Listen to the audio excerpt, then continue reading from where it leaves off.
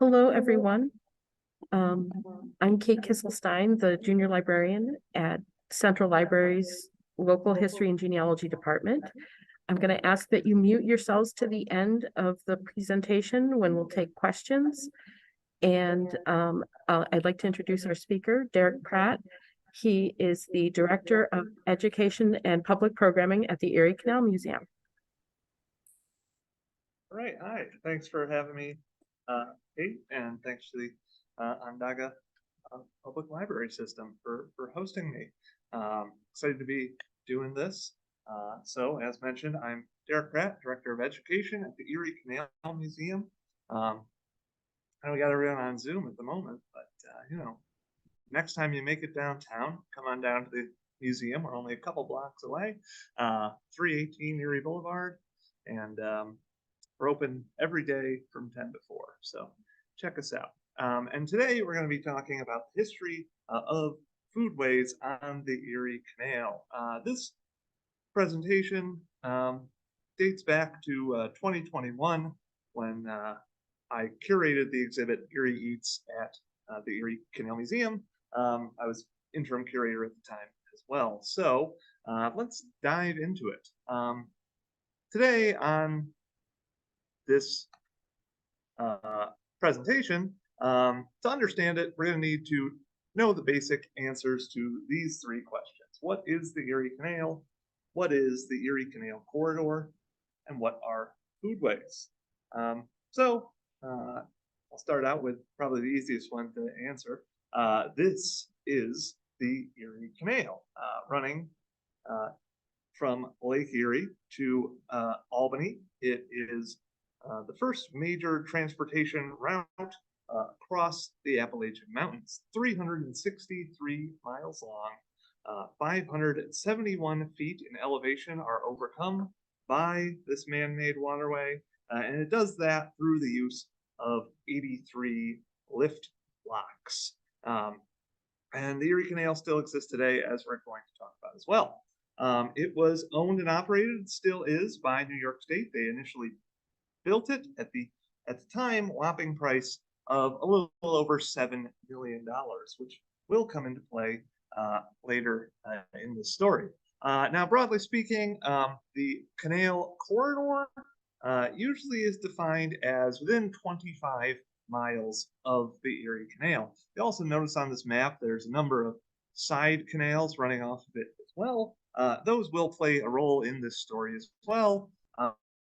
But the canal corridor is an important kind of concept to know in New York. Still to this day, I believe it is 75% of upstate New York's population lives within that 25-mile radius of the canal. And that's going to be what's most dramatically impacted food-wise by the canal, though we will see this story has national implications. And finally, the last question we had is, what are foodways? Well, they're defined as the cultural, social, and economic practices relating to the production and consumption of food. Foodways often refer to the intersection of food and culture, traditions, and history. So that's all to say, pretty much anything that food touches, that relates to foodways. So let's start delving into the foodways of the Erie Canal corridor. Well, to understand how the Erie Canal transforms the foodways of New York, we have to look at the foodways before the Erie Canal is built. Here we have a map from 1807 of 1809, excuse me, of New York State, pre-canal. Obviously, people have lived in New York for approximately 10,000 years, and obviously those people had to eat. Eventually, the indigenous people will form the Haudenosaunee Confederacy here throughout what will eventually become the Erie Canal Corridor in upstate New York. Their diet consists primarily of what is pictured here, the three sisters of corn, beans, and squash. Really impressive food agricultural system. They're planted in mounds together. These three vegetables, and they have an interesting symbiotic relationship where the corn grows straight and tall. It acts as kind of a beam pole for the beans. The beans replenish nitrogen in the soil, which the corn and squash really suck up a lot of. And then the squash grows at the base, and its their large, broad leaves kind of guard the roots of the other plants, also trap in moisture and keep pests out. So it's a pretty incredible system. It's augmented by hunting and fishing throughout upstate New York. And in large part, traditional Haudenosaunee dishes are stews, soups, and like roasted meats. In 1600s is when we start seeing first Dutch colonists head up the Mohawk River Valley into what's going to be the Canal Corridor, followed by German and English settler colonialists as well. They're going to bring new foodways into the area, introducing things like livestock, so, chicken, cows, pigs, etc., and new plants, most notably wheat. Though these settlers will learn from the Haudenosaunee things like how to plant corn and beans, which will become important staples of their diet as well. And similarly, the Haudenosaunee will adopt many of the new food products that Europeans bring with them. Now, like I said, both cultures practice agriculture. Also, I should mention that the European colonists moving into this region, they have very similar styles of food, soups, stews, and roasted meats. There is not particularly advanced food technology, so you're limited, no matter what your culture, you're mainly just limited by what ingredients you have, but you're kind of making the same stuff for the most part. Just also different, if that makes sense. But anyway, both societies are largely agricultural societies. However, the Europeans bring with them the desire to produce for markets. However, they're stymied by the relatively poor transportation networks and sparse population for markets of upstate New York. So largely, if you're a colonial farm in the Mohawk River Valley, you're producing largely just for yourself and your family. Shipping goods anywhere farther than Albany is prohibitively expensive, which is an important thing to note. The revolution comes, and in 1779, you have the Sullivan-Clinton campaign ordered by George Washington. James Clinton and John Sullivan will lead a large force into the Finger Lakes in the hope of wiping out the Haudenosaunee, largely through attacking their food supplies.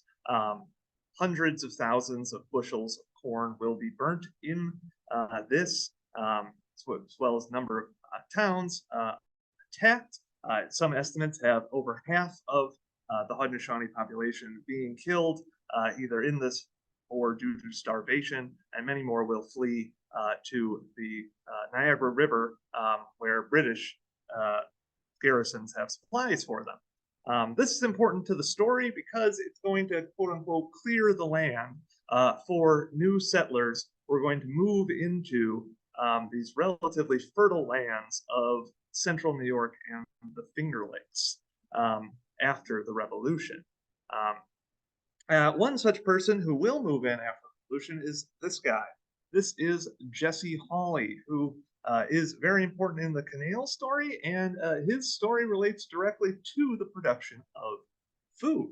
Hawley, originally from Connecticut, moved to the Seneca River area, and his idea was to kind of get all the grain from around Seneca Lake, have it all get shipped to Geneva. They'd mill it in Seneca Falls, and then you could ship it hopefully in large enough bulk quantities that it would be profitable in Eastern markets. This was not the best plan, as will be evidenced by Jesse Hawley going to jail in Canandaigua to debtor's prison after his grain business goes bankrupt. So he's sitting there in the Canandaigua debtor's prison in 1807, kind of stewing over what went wrong for him.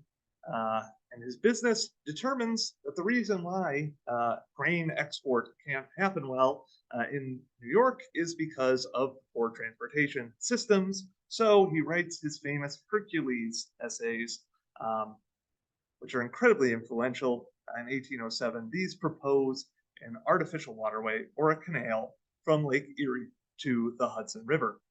And thus, these essays get into the hands of a number of important figures. 10 years later, they're going to start digging the Erie Canal. And food plays a crucial role in that as well. So digging a canal is hard, back-breaking labor for the most part, manual labor. And this is also being built on the frontier, so there's not banks readily available to pay workers with money. The way New York State kind of gets the job done is they hire contractors whose job is to then hire enough workers to build the canal. Those contractors are usually pretty cash poor, so instead they will largely pay their workers in room and board. So in addition to having a place to sleep, they are also going to provide them with all of their meals, as well as copious amounts of whiskey as well. That is what the majority of a canal worker's pay is, digging the canal. Those contractors are also required to kind of hire the logistical support to do that. Now, they not only have to build a canal, but they have to feed and house their workers. So they will also employ a number of people to do not just what's pictured here, the digging work, but kind of to help out at camp. Those will primarily be women and children. Here we see pictured a really interesting artifact in our collection. This is the kettle of Christine Davis. This picture does not do it justice. I've got to put something to add scale to it. But this is about a 3-foot in diameter kettle. Christine Davis, her husband, dug the Erie Canal, and she in turn was a cook for their work gang that helped build the canal. And this is a really impressive piece in our collection. It's one of the few things we have from the actual digging of the Erie. After they build the Erie Canal, America is swept by what's called canal mania, and the Davises actually keep moving on. So this kettle was used to help dig a number of different canals and feed these canal workers before they finally moved to Arkansas, where it remained until, I believe, 2015, when the Davis family finally donated it to us. Also, an important aspect we should look at during the digging of the canal is the fact that in this time period, slavery still existed in New York. In the 1810 census, it was estimated that 1 in 3 rural New York households had an enslaved person working in them. They were primarily doing things related to food, be it either agricultural work or domestic work like cooking and serving food. One such person we kind of meet in this role at this time period is this gentleman. This is the Reverend Thomas James, born enslaved in Canajoharie, New York, in either 1803 or 1804. He worked primarily during his enslavement doing farming. In fact, at one point, he ends up being exchanged for farm goods shortly before the Erie Canal begins construction in the area. When the canal starts being built, James saw his opportunity and actually would follow the path of the canal as it was being dug all the way to Lockport. Then he crossed the Niagara River into Canada, helped build the Welland Canal, Canada's answer to the Erie, and then actually came back to the new canal boom town of Rochester, where he found work in a flour mill and warehouse. We're going to talk a bit more about those soon. Worked his way up to being head of their entire freight operation before leaving to become a prominent abolitionist minister. He actually founded Syracuse's A&E Zion Church. And pretty interesting guy, Thomas James, overall. But it also shows us, again, the importance of the institution of slavery at this time period in the foodways of New York. But all that said, the Erie Canal is built between 1817 and 1825, and its impacts are immediately felt, especially right here in Syracuse, where the canal is actually completed here first.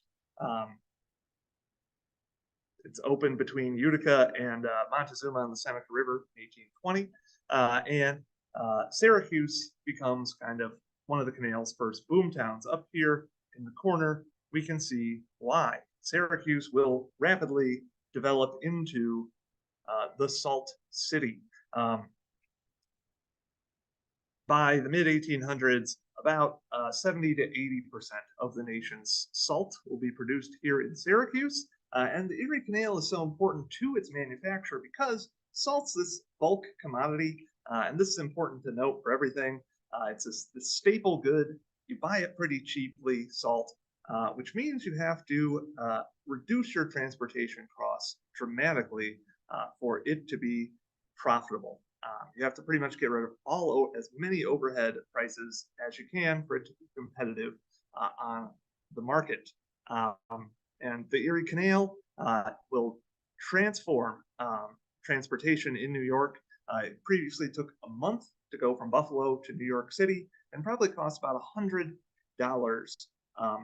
to transport a ton of goods, well, specifically wheat, that distance. Now, that same journey takes a week or even less, and it costs less than $10 to ship the same amount of goods. So transportation costs have gone down dramatically, as has time.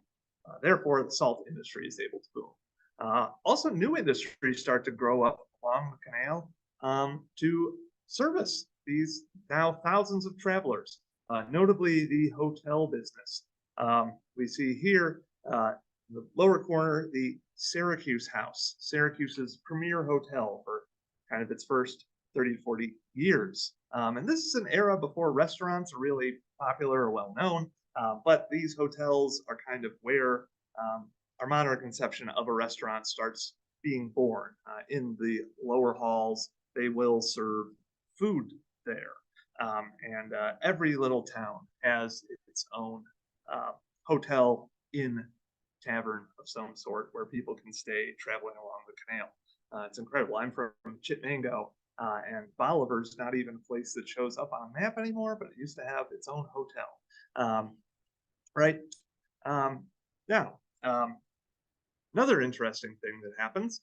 So for all of the great reductions in travel time brought about by the Erie Canal, one of the many transformative impacts the Erie Canal has on America is it gives us the great tradition of traffic jams.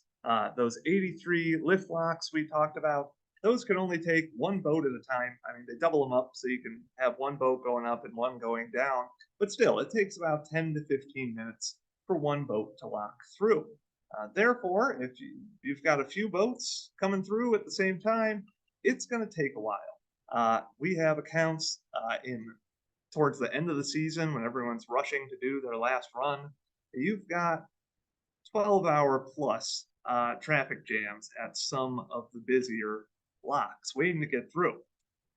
So that gives you some time to get off of your canal boat, and alongside locks will spring up a lot of what we see here.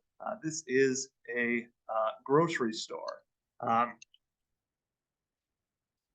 grocery stores, serve the same purpose as they do today. You can buy food at them. Though they did have alternate uses back then. Largely, groceries were where you would go to buy alcohol as well. Board canalers took full advantage of that extra feature of the grocery store. Roughs become kind of notorious places. You'll also notice in this picture, oats and hay are also available at the grocery. There is going to be a large industry that springs up all along the canal to feed the mules and horses that will pull canal boats as well. That should be mentioned. But we really see the transformative effects of the Erie Canal best in its first kind of 20 to 30 years here in Rochester, New York. Kind of a perfect storm occurs that allow us to see just how transformative the Erie Canal was. Rochester sits perched on the Genesee River right above the high falls of the Genesee. Before, it had been pretty hard to get to the Genesee River and ship things from there. But the Erie Canal now comes through, and the Genesee is this incredibly fertile valley. You still go there today, and there's tons of corn and wheat being grown there. It's incredible, really, to see. And Rochester's in this perfect place. It has this now cheap transportation. It has this incredibly fertile valley to its south that's growing just tons and tons of wheat. And it has the high falls, which are able to power its mills. Rochester will quickly become the canal's first true boom town. Some believe that the term boom town is literally coined to describe Rochester because it just explodes. In the 1830s and 1840s census, you see 400% population growth. Rochester is really going to become America's grain flour capital. The Genesee Valley is America's breadbasket for kind of a whole generation. The prices of American flour will be set by what the prices are in Rochester. 25,000 bushels of wheat are ground in a day at Rochester's peak, and it becomes known as the Flour, Flour city. Anyway, you can see the importance of the Erie Canal. You've got these mills right here, right next to the canal, so you can easily grind up your flour, toss it onto a canal boat, and it's ready to go. However, its status as a flour city is going to be contested soon. Because, like I said, this is not just a New York State story. The canal has opened up all of the waterways connected to the upper Great Lakes. And people start moving that way. Now that there's easy transportation, you've got these folks on the East Coast, they start heading west and settling along the Great Lakes states, Ohio, Indiana, Michigan, Illinois. As you'll notice on this map, most of those states are farther south than New York. So they've got longer growing seasons. They also are not nearly as hilly as New York or as rocky. They've got better soil. So, it's going to take kind of a whole generation, 20 or so years to move for people to start settling these areas and developing their farms. But eventually, places like Ohio and Indiana are going to be better at producing wheat, which is bad news for those folks in the Genesee Valley who were previously producing all of that wheat. They are getting outpriced in the marketplace.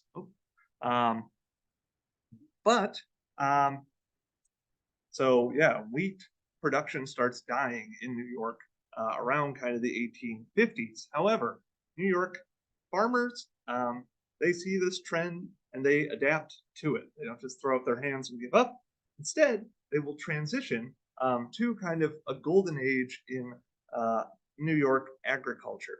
Instead of just doing this monoculture of wheat, farmers will move to higher value goods, ones that have kind of higher price margins, so they're not going to be outcompeted by these areas with better growing seasons. And they're more specialty goods, right? Rochester, for instance, when their flour production stops being particularly profitable, they're going to innovate the way in commercial nurseries. So growing things like fruit trees, shrubs, and most notably flowers. Rochester's name will eventually become changed from the Flower FLOUR city to the Flower FLOWER city, which it still calls itself today. So this is actually a picture of a gladiolus farming operation here in Syracuse. But that's one of the things. You have every kind of Erie Canal town gets known as the X, Y, or Z capital of the world. Lyons is the peppermint capital of the world. Little Falls on Mohawk Valley becomes known as the cheese capital of the world. Dairy really takes off in Mohawk.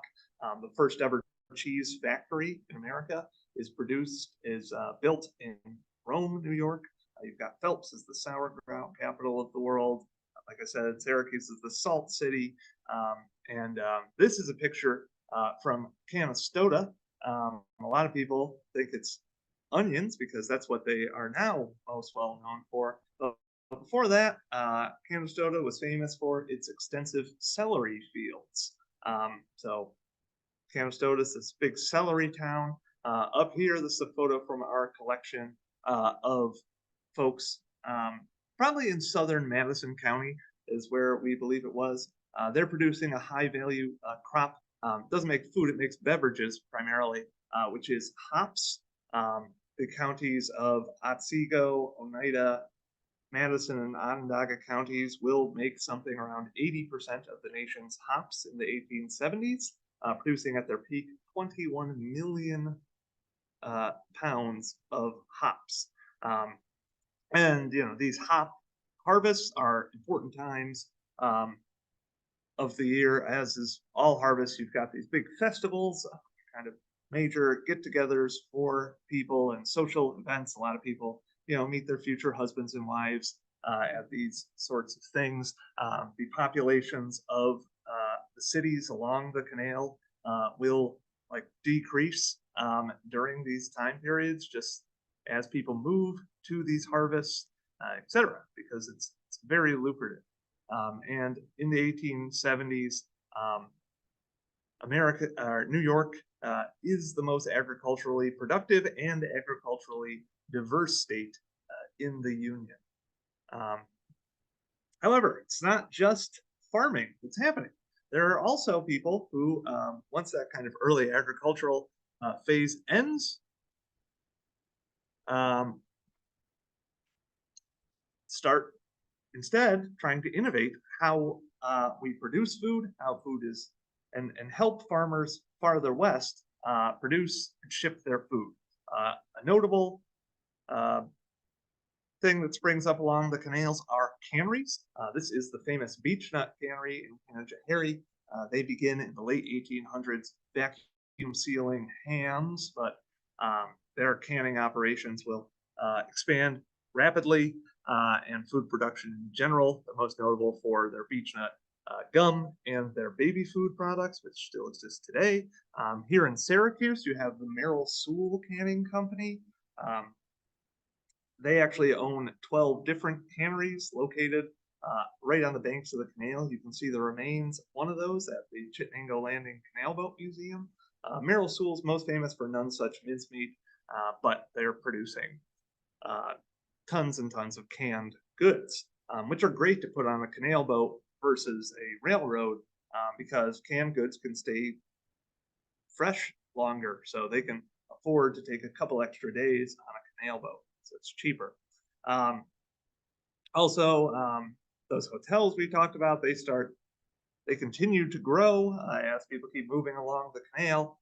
This is Clinton Square here in Syracuse. This is the Empire House, and its lower floor becomes kind of a world famous restaurant. They're well known, and most other major canal cities have these sorts of important things. Also, you've got people working in factories more. So the area is becoming more industrialized. You've got these canning companies. Over here, you've got this is the Syracuse Chilled Plow Company. This company produces a special type of plow that is great for kind of digging up the soil in the Great Plains area. So the Syracuse Chilled Plow is kind of one of the essential kind of next phase of agricultural innovations, where its unique plow is great for plowing up what's going to become America's new breadbasket, the Great Plains, right? And the Syracuse Chilled Plow Company is absolutely massive. It will eventually become a subsidiary of John Deere, but it's not too far away from the canal. And these kind of agricultural implements are made all along the canal. Down here, we have an iconic canal image. But also, you'll notice on the other bank of the canal, this is the factories of International Harvester. They've made a number of mechanical harvesters right here. The McCormick Reaper will first be successfully manufactured in Brockport, New York, right on the banks of the canal as well. But all these factories that are growing, those workers, back when you're a primarily agricultural society, most people would just kind of go home for lunch, eat their meal there, and return to work. But now, if you're going into the city to work in one of these factories, now you don't really have that option anymore. So that is when we start to see, and also office buildings, we start to see the proliferation of things like restaurants and taverns and saloons, where you could get a meal midday or at the end of your work shift. Also, moving into work in a lot of these factories and these farms are a number of immigrants who bring with them their own unique food cultures. Up here in the top corner, we can see a number of German immigrants involved in the meat processing industry. They are working at the factory of A.C. Hoffman, who all of us Central New Yorkers know and love for their still famous German Franks. The Hoffman Sausage Company is originally founded by German immigrants.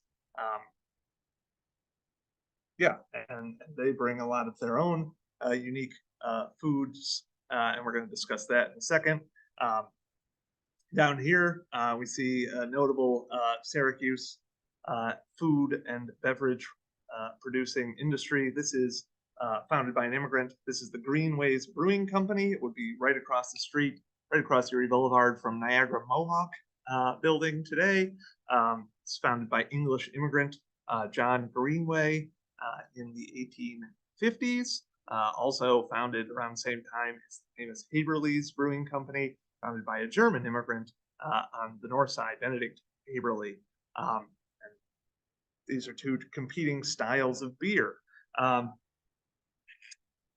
You've also got, you can still see it in the diets of and the signature foods of all of upstate New York today. A large amount of Polish influence, Italian influence on food, etc. And some of the other Irish impact. And so let's look at a couple of those most iconic foods that we have. To talk about the first one, it relates to these German immigrants we're talking about. It also relates to another way that the Erie Canal transforms kind of American society. All these people moving up and down the canal, they're bringing with them new ideas, new thoughts. And you have what's called the Second Great Awakening first. It's this major religious movement where people start taking more personal responsibility in their moral choices. Out of that come a number of reform movements, notably the abolition movement, the women's rights movement, and importantly to this story, the temperance movement. So the movement to either personally consume less alcohol or ban it entirely. And over the decades, it gained steam And in the 1870s, laws actually passed in New York saying you can't order an alcoholic beverage without also ordering food. This is quite upsetting to bar owners. At the time, many of whom, especially those along the canal, are immigrants, especially in Buffalo's case, especially. So that this is important to note. Even today, we see immigrants are often marginalized to less desirable neighborhoods. That was the case in the 1800s as well. And the canal had grown a reputation. It's the smelly body of water. Canalers are kind of a rough and tumble bunch. So often we see immigrants living alongside the canal. In Buffalo, Germans lived canal side. So there's these German canal side tavern keepers. They hear about this new law that you have to buy alcohol to eat food. The hope was you'd buy less alcohol, right? Well, they thought they'd get back at those pesky politicians in Albany by producing a food using their kind of native knowledge from Germany to make a food substance that would make people actually want to drink more beer. And thus is born the beef on weck, the saltiest food product they could think of, with salty roast beef and the Kummelweck bun. Salt also plays a role in another important immigrant-inspired dish. And this story is a bit closer to home. That is the salt potato. First kind of created here in central New York, largely by Irish and German immigrants working boiling salt in Syracuse's salt fields. They'd toss their potatoes in, at lunchtime, wait for the salt, the brine boil away. Thus would be left with those delicious salty treats that we still all know and love in upstate New York today. So yeah, we can see the impact of immigrants in a lot of ways on foodways. Also very relevant to right now, New York's not just focused on, growing crops and producing goods to help other people grow crops or transport crops, etc. They also want to stay at the cutting edge of agricultural and agricultural technology kind of progress. And thus is born what is now a central New York kind of icon, the New York State Fair. Begun in 1848, it's created by the New York State Agricultural Society with the hope of allowing farmers to learn more about what's best for growing crops, what crops are best to grow, what technology they can use. I mean, nowadays it's kind of no one really thinks about it when you go to the state fair a lot of times. Like, if you've got a blue ribbon winning cow, right? Who cares, really? Well, that's important because, you're awarding prizes to this cow because it can produce the most beef. It's the best, strongest kind of steer you've got. I don't know anything about cows, so forgive me, or bovines. I have been yelled at before for my liberal use of cow to describe various bovine animals. Anyway, though, so the hope is you identify what the best cow is, the best chicken is, the best goat in New York State. Those breed with all the other cows, goats, and etc. And you've got a stronger stock for the state. And New York agriculture proves. Also, we have here a postcard from the fair showing a tractor demonstration. So you could see who had the best tractors available for purchase. Also, consumers could go and learn about new food products. This is an advertisement from the fairgrounds for a new type of pancake flour. So the fair is helping to spur food-based innovation. Also, you've got schools like Cornell that are founded in part to help advance the science of agriculture. I mean, the Cornell Ag School today is still one of the premier agricultural schools in the country. And we still see today that the fair still has lots of connections to food. So now it's to see which thing you can deep fry the most. But yeah, so that's the fair. However, the Erie Canal starts to see a decline in business around the late 1800s, and we see in this picture why. That is the New York Central Railroad, largely running parallel to the canal in a lot of ways, and there's more and more railroads crisscrossing the country as well. And railroads, they've got a lot of advantages over a canal boat. They're faster. They don't have to wait for locks. They can carry more goods eventually as engine technology improves. They don't have to close in the wintertime like the canal did, it froze over. So they're just more efficient. And eventually they start outcompeting the canal. By the 1890s, New York's trying to figure out what to do with its canal system. It's pretty apparent that it can't keep up with the railroads anymore. There are some thoughts of closing it. However, food again plays an important role. Again, grain and flour shipping. Now, flour milling had not completely ended in New York. It just had stopped being important in Rochester. In fact, much of America's grain milling was still done in Buffalo, New York, because all of that wheat that's being produced in the Great Lakes Basin, it still had to get to places like New York City to be shipped. To do that, you had to take the canal or the New York Central from Buffalo. So a lot of grain is unloaded in Buffalo. You can still see the remnants of that industry today in Silo City in Buffalo. And I mean, they still have the big General Mills factory, etc. Anyway, those flour merchants in Buffalo and also flour merchants in New York City, because they're the next big transshipment point for flour, they're worried that if the canal closes down, they've got no other option than to ship their goods via the New York Central Railroad. So you have a monopoly, and monopolies, when they are formed, can then charge you whatever amount they want. So they're really worried that there's not going to be this public option of a canal with possibly cheaper transportation routes competing against the monopoly or against the railroad.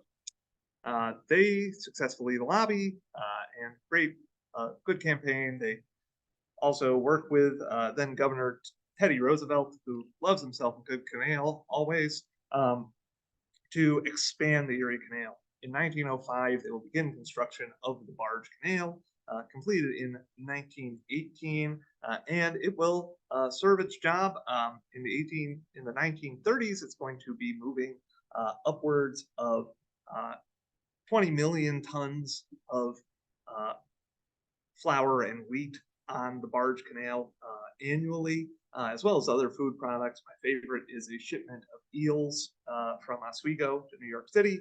You can still see, in a lot of ways, the remains of this industry throughout New York. Notably, in Gowanus Bay in Brooklyn, they have these absolutely massive grain silos that were built specifically to take in Erie Canal grain shipments. Okay, perfect. After World War II, though, the importance of the barge canal begins to subside, and especially after 1959. The St. Lawrence Seaway is opened. Following the war, you've got kind of a fully integrated transportation network throughout America. You've got railroads crisscrossing the entire country. Soon you're going to have the interstate highway system as well. And the transportation advantage you have gained by the Erie Canal has kind of dried up. And really, transportation advantages almost anywhere kind of dry up, unless you're kind of maybe in the middle of the country. Companies start to expand, grow larger. We now have new technology like refrigeration and pasteurization etc., that make it so, things like TV dinners start to exist. Food becomes more homogenized over the years. And this is seen as, a great thing in kind of like the 50s and stuff. It's our new kind of space age, like, look, everyone can eat the same thing. Isn't that great? However, starting in the 60s and 70s, you start seeing some pushback against this. You begin to have people questioning, like, hey, what's going into my food? What's going onto my food? Where is it coming from? And we see new trends in food world of things like the farm to table movement, also vegetarianism, veganism, opposition to things like genetically modified organisms. You see environmental folks, DDT is a great insecticide, but it also kills everything else around it too, and those start to become banned, etc. You start seeing people the back to the land movement as well. People start taking an interest in where their food comes from, and agro-tourism starts to grow as well.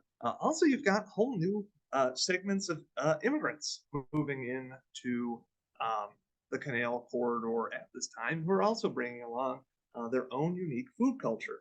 And you can see the stamp of all of these movements here in Syracuse to this very day.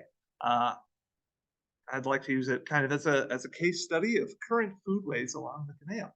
You've got the Evergreen restaurant, is great. Highly suggest going to it if you can. They are in the oldest building in Syracuse, a former canal side warehouse. They've repurposed it, and their restaurant has mostly locally sourced ingredients.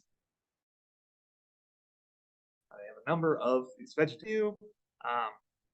They also, so full disclosure, I have an entire presentation on alcohol and how it was impacted by the canal. So like the craft beer industry is part of the same thing. They have tons of craft beers on tap. And then we have, about a block away from it right now, the Salt City Market recently opened in 2021. It shows the still incredibly rich and diverse food scene of Syracuse and how it's been impacted kind of in the last 50 or so years by new waves of immigrants. They've got, just in this picture alone, I can see a Middle Eastern restaurant, Vietnamese, Burmese, and a soul food restaurant, Miss Prissy's. They have, I believe, 12 different vendors here, largely run by locals and either immigrants themselves or children of immigrants at a number of these different restaurants. So it's great. You can see the way this is all evolving. I had a really cool, I got to interview for this a farm out in Holly, New York. They actually use barge canal water to irrigate their crops on their orchard, herd orchards. And they talked about the impact. Immigrants are still essential in production of crops along the canal corridor today, as well as they always have been. You've got Central American immigrants, but also importantly, they mentioned Burmese immigrants were essential for their operations. And I'm glad to see Big in Burma here, which is Syracuse's first Burmese restaurant. So we see that Canal Corridor foodways continue to evolve. Also down here, we collaborated recently with Talking Cursive Brewing Company, which is on the site of that former Greenways brewery, to make our own kind of canal-inspired beer.